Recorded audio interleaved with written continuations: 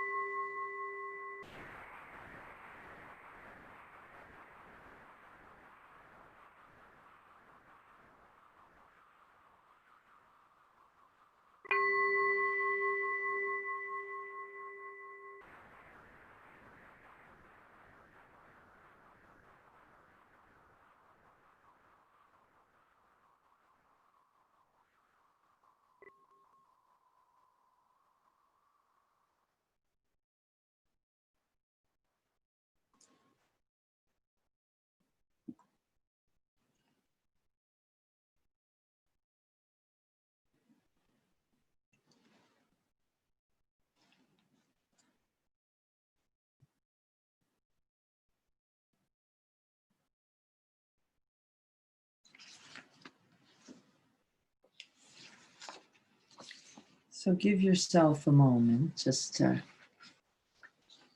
find that luminous wisdom. Now placing kind attention in the body, seeing how you are.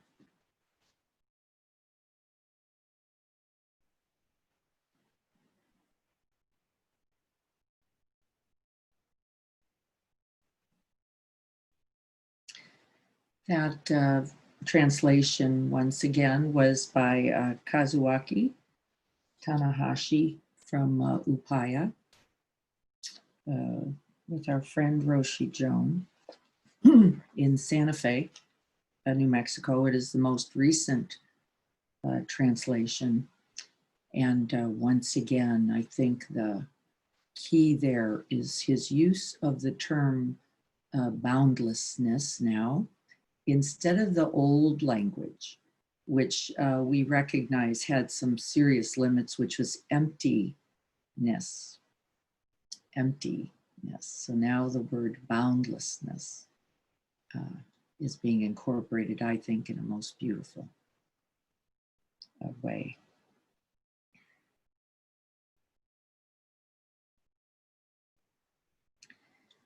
And so I thought I would say a few things about the qualities of the PRAJNA PARAMITA some key qualities of prajna paramita. And prajna, once again, we know means wisdom, knowledge beyond thinking, or our more traditional ideas about knowing. It's, as we said before, not based on intelligence of the knowing, thinking mind. It is actually a quality, an unlimited, boundless quality beyond the mind, including then the awakened heart, critically as well. And so wisdom and compassion are frequently understood to be the two wings of the bird, as they say, the two essentials of this supreme, unalterable, pervading, unshatterable knowing. And it requires us completely. And what we understand then is that hopefully you have had a moment in this practice, in this stillness and silence, where you could see that the mind, the thinking mind, is insufficient. That it is in the depth of knowing something greater, knowing something more, knowing something deeper, you could say, to the marrow, as it's said, that prajna paramita appears. And what it says then is that it incorporates all truths, all knowing, all information, all seeing, all love, that it is so boundless that there's nothing left out. And as we understand the truth, we know that it's so, that one truth simply opens the door into the vast reality of truths. And that when we are there, we know this, don't we? You can say, this is it. And so there's some qualities, I think, that have been talked about that I think we can practice together, even though what this sutta says is that in the long run, we abandon even the practice. We don't rest in the raft that took us there. We surrender all method, because it's simply now residing in this depth of being. And you know those moments like I do. You know there was no thought, and that no thought could be sufficient. What thought about love could replace love? Right? What thought about wisdom could replace wisdom? It's not possible, is it? There's no word then, there's no idea then. There is only this really depth of inviting the awakened heart mind and resting in its spaciousness, in its openness, and its depth. This is it. And that's all this says, is don't count on anything else. And then there would be no politic. Then there would be no me versus you. Then there would, right, whatever, there is an abandonment then of all of these ideas for the larger truth of our complete interconnectedness, our complete interbeing, our complete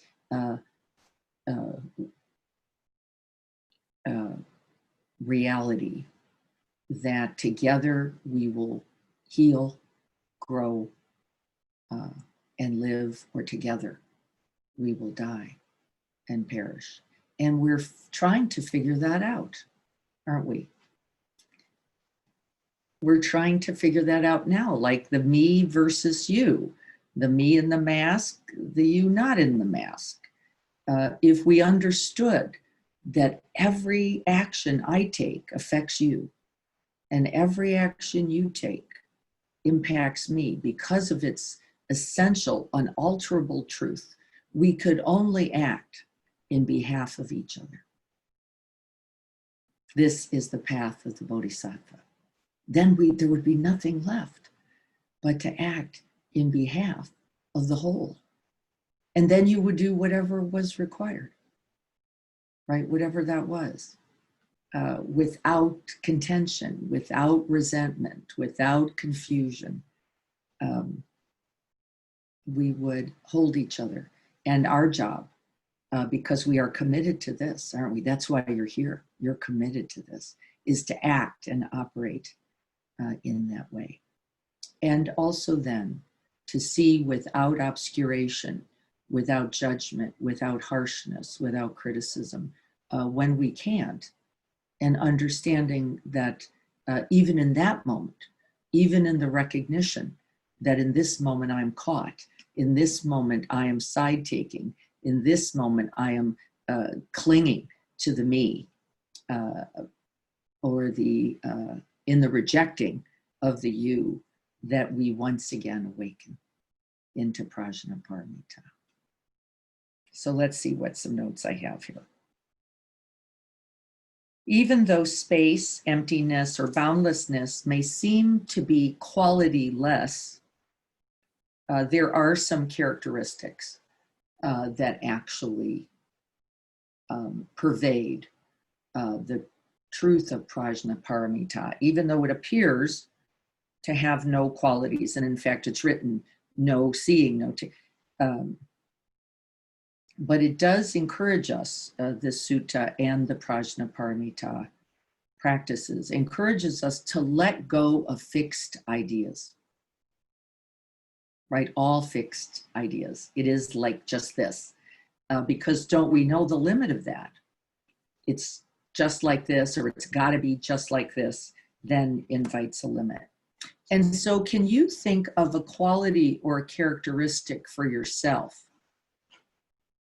as you rest in that Buddha heart, mind, body being, the awakened qualities of being, that you could, and remember, we know all words fail, so we're not imagining that the word itself contains it, but can you identify a word or a set of words of qualities of being that you experienced during this practice, in this stillness and silence, that you might say represent for you your knowing of these qualities of Prajna Paramita? You can chat them if that can be helpful for you. I'm going to see if I can get over there into chat. Looks like my screen's in the way, so Seth has asked that I stop that.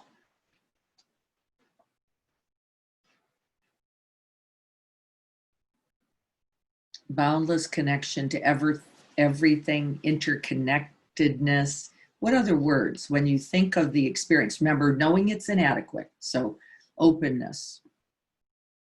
Keep writing. What do you know? What was your experience? It's a part of the whole. I have 30-something people in this practice. There should be 30 different experiences. Nothingness, yeah. A sense of no one thing, and no thing, right? Taking form, permanent, right? Warmth, open to uncertainty. My knowing is a knowing that I do not know. Yes. And knowing. Connection. Keep writing. What else?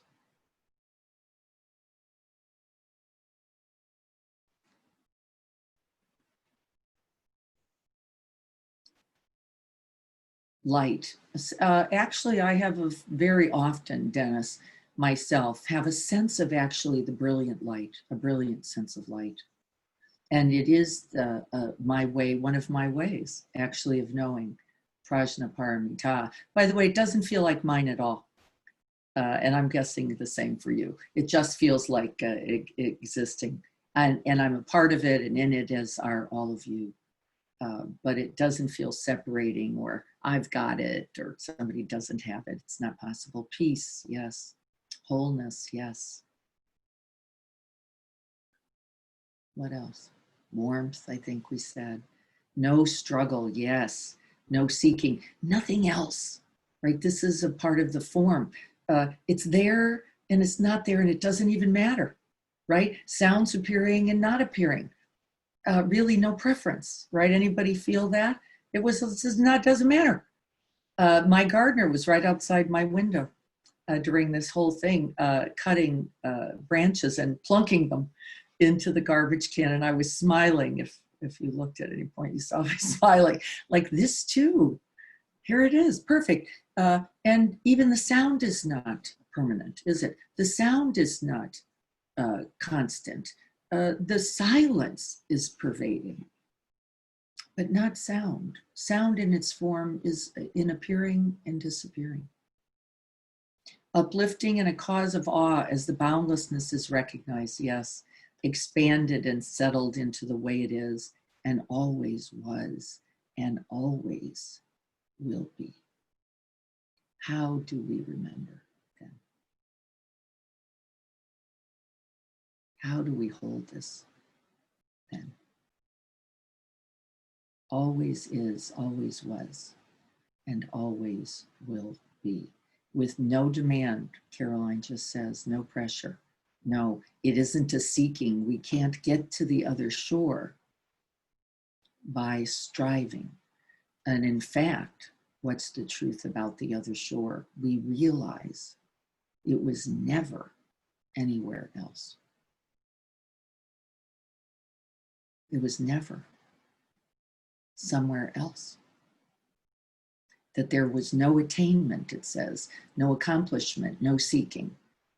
So there is no struggle, no force, no demand, because it was never separate from you, and you were never separate from it. It's not possible. So what are you looking for? Yes, Anthony, it's so true. Thank you. That was beautiful. A thoughtless recognition. It is thoughtless, isn't it? It is a thoughtless awareness. Awareness is not a word. This is what the sutta is saying. It is not a thought. It is not a knowledge. It is not a grasping anything. It's in fact, all of it's quite the opposite. It's in the release, in the opening, in the abiding, in the experience itself that cannot be separated from you. And what he goes on to say, thank you, Anthony, is that thought then, could you feel it? Becomes unnecessary, clumsy, he writes heavy, with no interest in getting back there. Don't you notice? Like, let's knock it off. This is getting in the way. This isn't helping. It's actually where the struggle is. Anybody feel that? Like, ugh. But remember, thought itself is not the problem. It's just that it's unnecessary. But by itself, it is not the problem. No more than what? The sound of the gardener is the problem, or the sound of the footsteps above me is the problem. It is what? My contraction, my seeking something other, another moment, another sound, another self, that all the suffering begins. And that's the beginning of all separation, isn't it? Of me versus you. That we in some way imagine, we buy in to what the delusion of separateness. That somehow anything you're doing is not completely connected to something I'm doing, because we're a part of this whole. My cat loves me just the way I am. Yes, I saw your cat, Dennis, and it very clearly loves you, as I do. As I do. Okay, so you've already named them. Let me say the ones I wrote down. That we rest in PRAJNA PARAMITA, this wisdom beyond wisdom, this perfection of wisdom without knowing.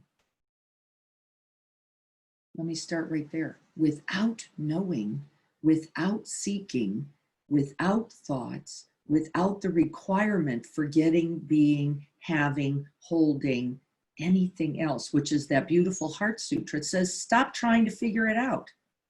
It's not here. It's not here. It's already existent. It is already alive. It is already awakened in you. And so the capacity to rest in that quality of not knowing. And don't we struggle, I think Kelly said in the earlier chat, don't we struggle with this idea then of uncertainty, as if we could know this moment before arriving? Who could ever do that? Who's accomplished that? Knowing before you got there, knowing before you were abiding, knowing before you were present.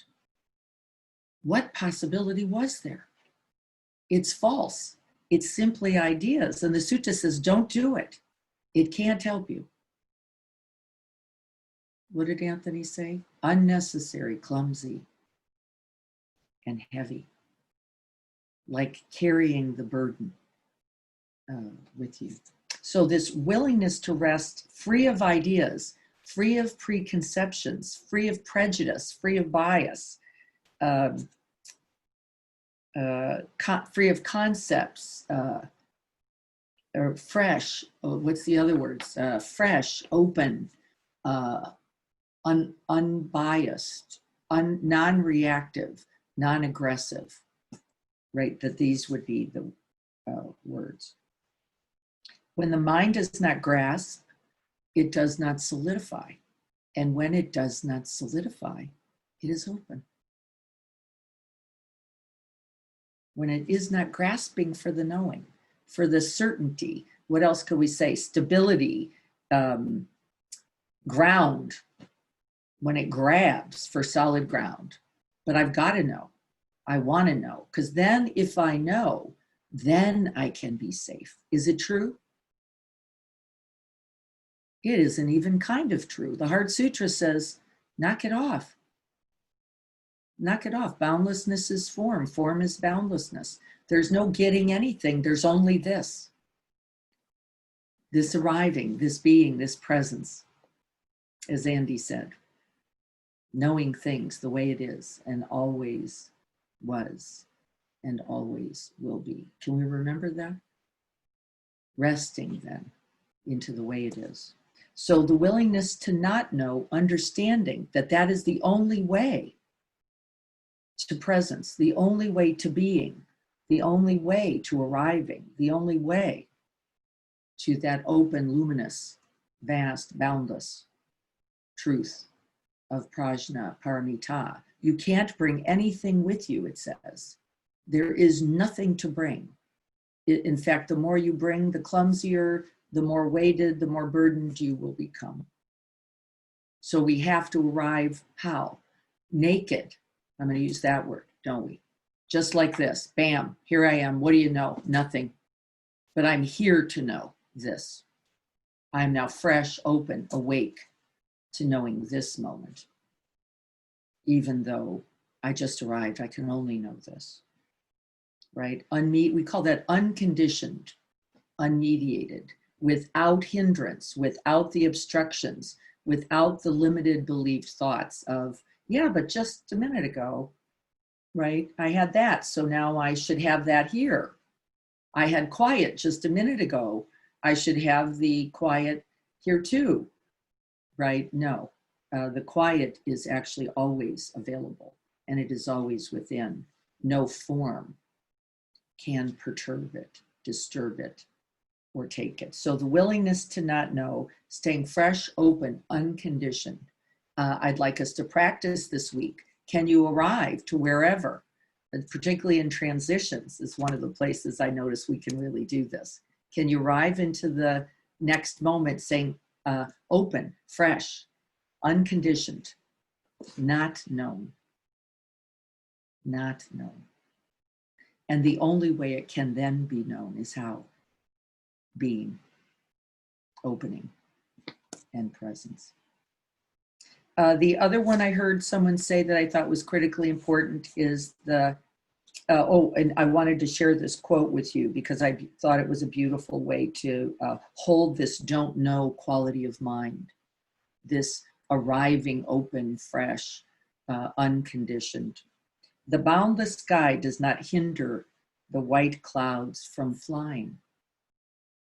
This boundless mind is not caught in thoughts, ideas, schemes, or clinging.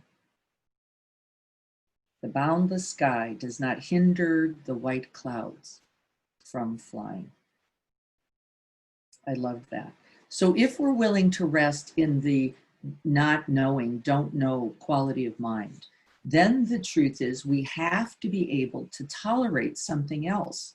Anybody have an idea what that is? If we're going to show up in the not knowing, in the arriving completely, in the nakedness, in the bare attention, I'm going to use as many words from as many traditions, in the luminous mind and presence, we also have to be willing, don't we then, to tolerate the truth of groundlessness. Right? Do you know what I mean by that? In this not knowing, there is nothing to cling to. There is nothing to hold. There is nothing to grasp. There is no now self-making because that makes this. All of that knowing, I've got it, I understand it, I'm the one. That self-making quality is in fact seeking solid, permanent, fixed ground of self that does not in fact exist. And so can we tolerate the truth of groundlessness? And the answer is yes, because we are boundless, and no, not when we are self-making, right? No, we can't tolerate for 1 second when we are in, it's I, and it's then gotta be, and life's gotta be, and now you've gotta be a certain way as well. Groundlessness is not anchored to anything. Not to a self, not to a concept, not to a political party, not to a particular view. How do we know? Let's use masks. There are very appropriate, necessary, and right times to wear masks. I don't care what your philosophy is about masks. I don't care what your science is about masks. Masks can be skillful. It is also true that there are moments where it may not be so. Where a mask is not skillful, where it is not useful, where it is not necessary, where it is not, right? They're both true. Sometimes necessary, sometimes not necessary, sometimes. And how do we know? Well, we can't know by a philosophy. We can't know by an idea. We can know by showing up completely to be present. We can know then through PRAJNA PARAMITA when it is useful. We can know the contraction. We can know the opening. And in this way begin to know. Groundlessness recognizes that everything is impermanent. Everything is interconnected. Everything is empty or of intrinsic existence. And I don't want to get into that conversation too much, but that nothing exists independent of itself. Nothing exists independent. That we're all reliant. Everything's interdependent on everything else. And in the groundlessness, we know the truth of that and can rest in it. Somebody might call that enlightenment. That we go, yeah, everything interdependent, interconnected, interbeing on everything else.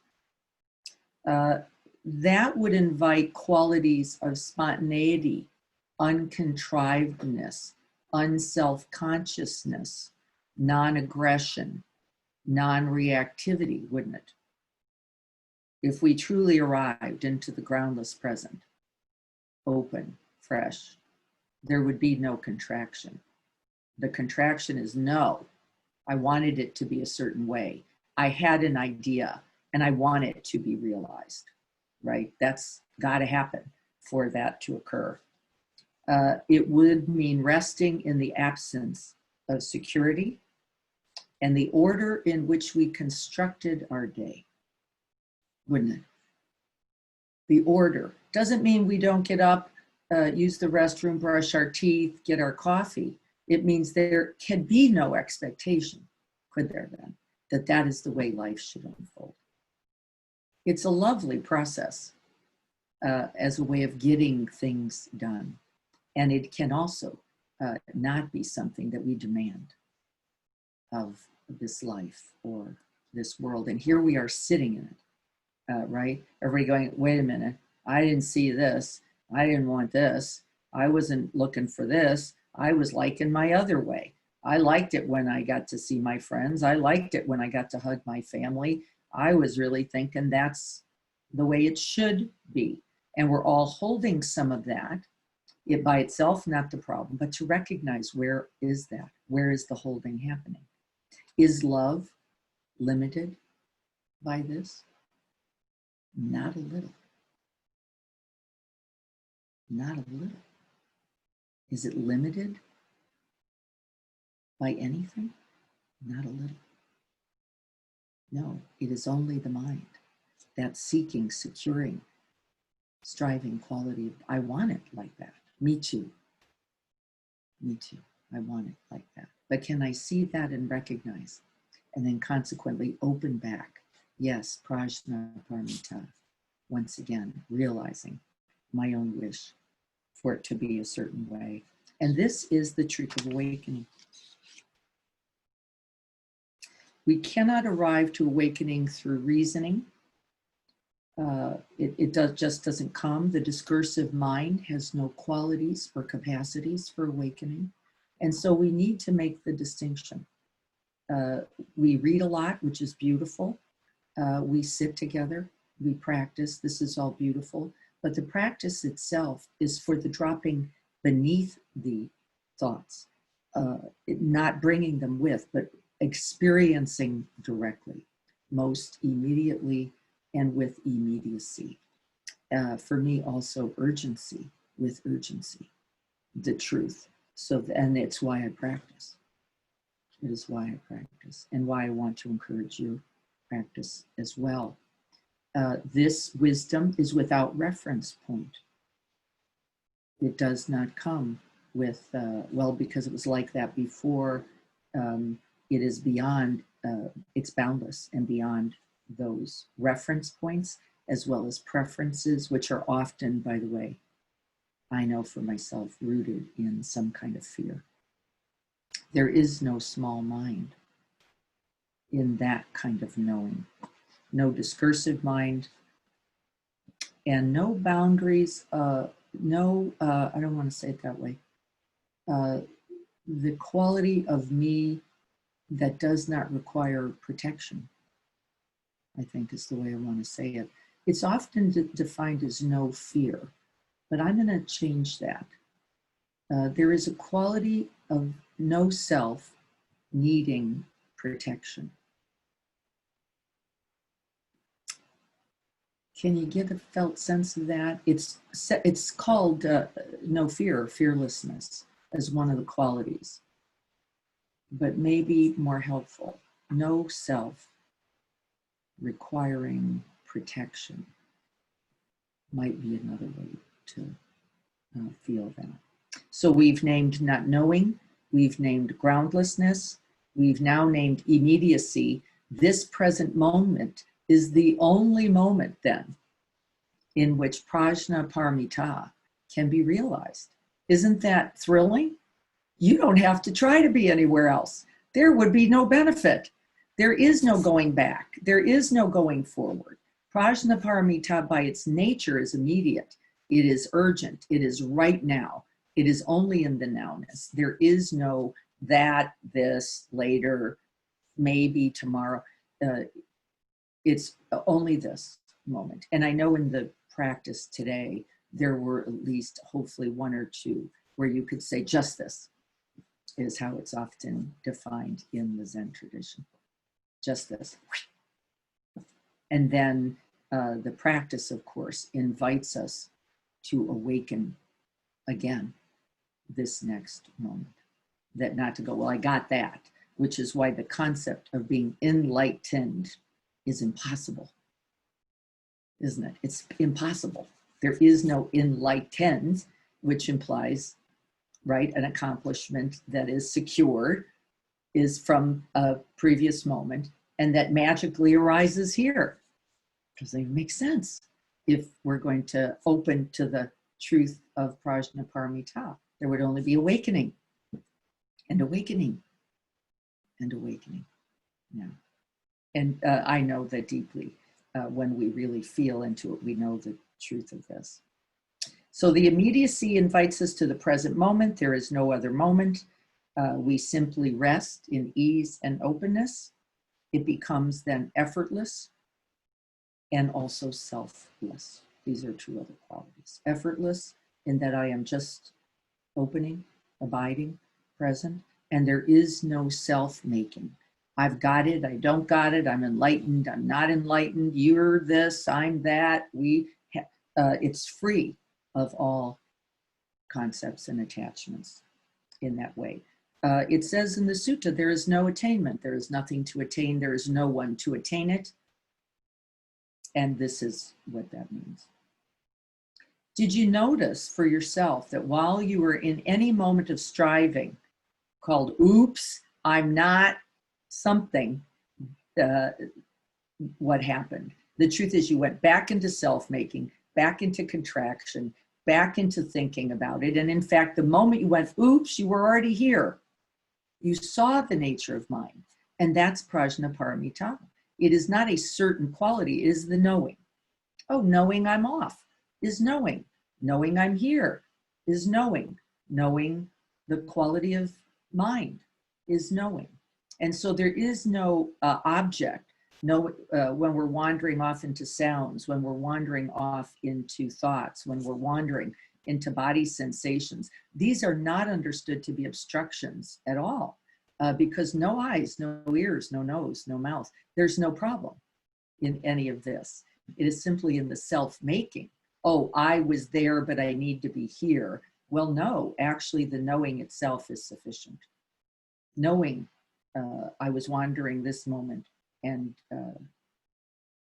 awakened this one to that reality.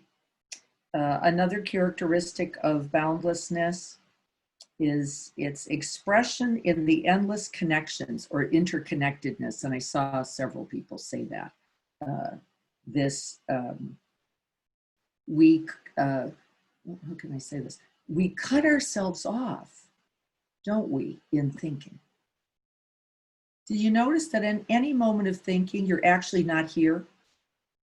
That you're, right, ruminate, you're somewhere up here. You're no longer present. You're no longer embodied. You're no longer available. You're in a spin of concepts, thoughts, preferences, and bias. And so if we can see that the discursive mind is not often our friend, and that it is not the nature of PRAJNA PARAMITA, all those thoughts, heavy, burdensome, unnecessary, and not me. Not me. So I want to make sure that we recognize that. The fifth quality that I wrote down is fearlessness, but we've already addressed it a little. What I will say is I watch the word because it implies a way of being now, and it is the appearance unprotected, unconditioned, unbiased. I would say that is in its nature the quality of fearlessness. PRAJNA PARAMITA, the perfected way of seeing the nature of reality. Perfect. So I think I'll stop there. and see what thoughts you have about Prajna Paramita. Oh, let me do one more thing, only because I just found it. These are Edward Conzi's, who was a great translator, researcher, and scholar of the Prajna Paramita Suttas. And this is what he says are the characteristics. You're going to find them somewhat interesting. Non-apprehension, not thinking, not forcing concepts onto experience, non-apprehension, non-attachment, that we're not, that's it, this is the way it's got to be, or which could be non-preference, non-bias, non-prejudice, no attainment, no person to have, possess, acquire, or gain the Dharma, non-reliance on any Dharma, not leaning on any Dharma. That means a view or perspective, which is why anyone in these teachings does not say, I am a thing. I am a this or I am not a this, because in any definition, there is a limitation.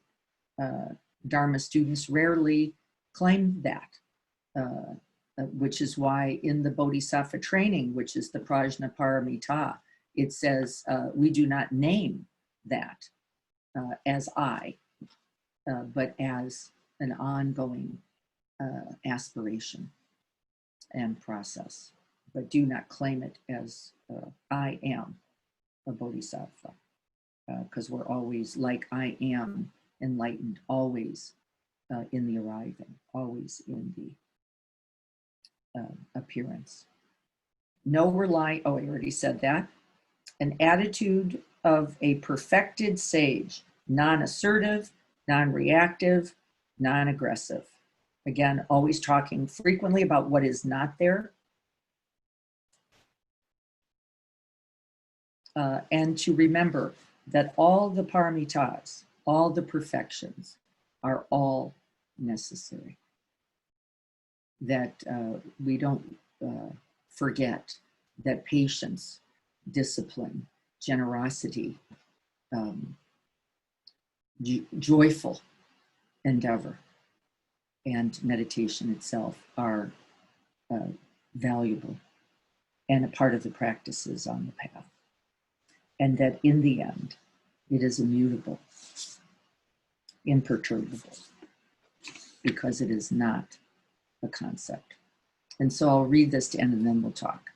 A savior of the helpless, a defender of the defenseless, a refuge to those without refuge, a place to rest to those without a resting place, the final relief of those who are without, an island to those without shelter, a light to the blind, a guide to the guideless, a resort to those without, a guide to the path for those who have lost their way, and you shall become a support to those who are without support.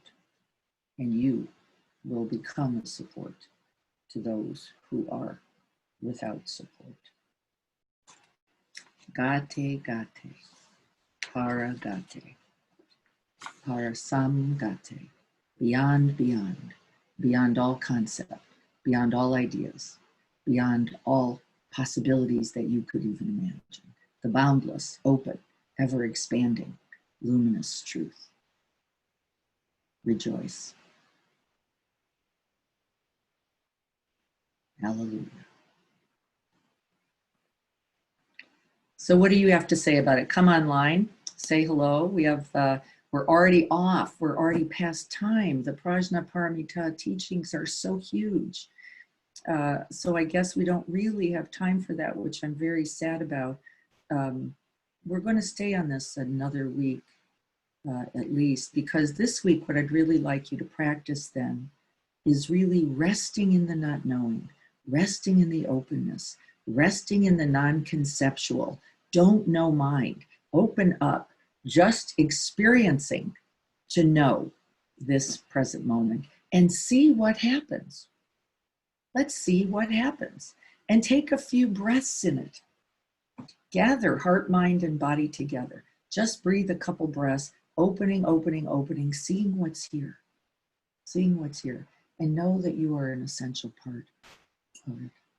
Let's sit together for a moment. I apologize for my lapse in timing. It is so perfect for now. There is nothing else more important than this. And so we rest. We rest in the knowing, in the awakening, in the embodied presence.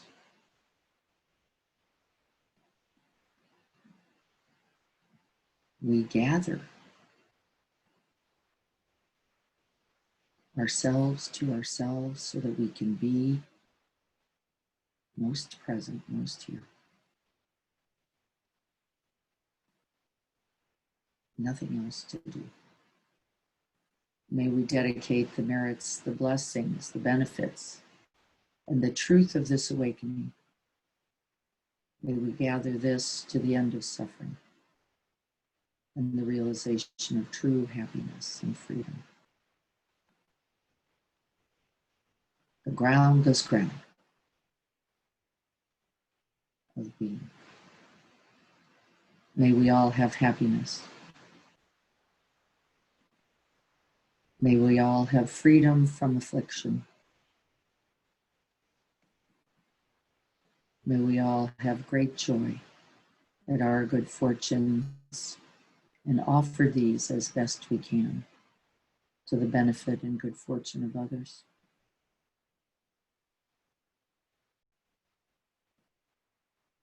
May we rest in equanimity,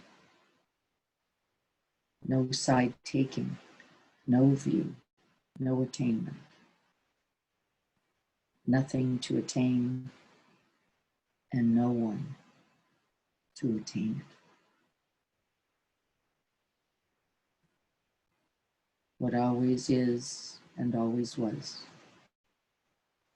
and always will be.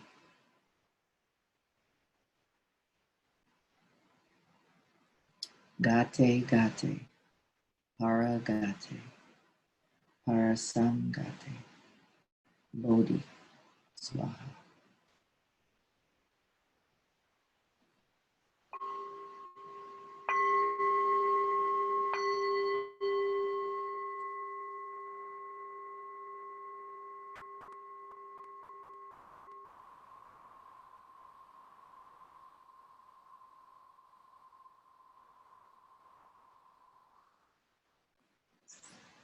We will be doing a Monday night, 8 p.m. sitting, open spacious, something for sure. As we rest in this PRAJNA PARAMITA, Tuesday morning at 7, we will be back to PRAJNA PARAMITA. For those who are interested in the conversation, please join us. I hope that you are well. I hope that you are all well. Blessings to all of you. And may we awaken each moment to be a benefit. Enjoy your day, please, and I'll look forward to seeing you soon. I'm going to leave the chat box up for a few minutes in case there's anything you want to say. If you would like that Heart Sutra copy of Kaz's Heart Sutra, let me know. I will send it to you. Put it in the chat.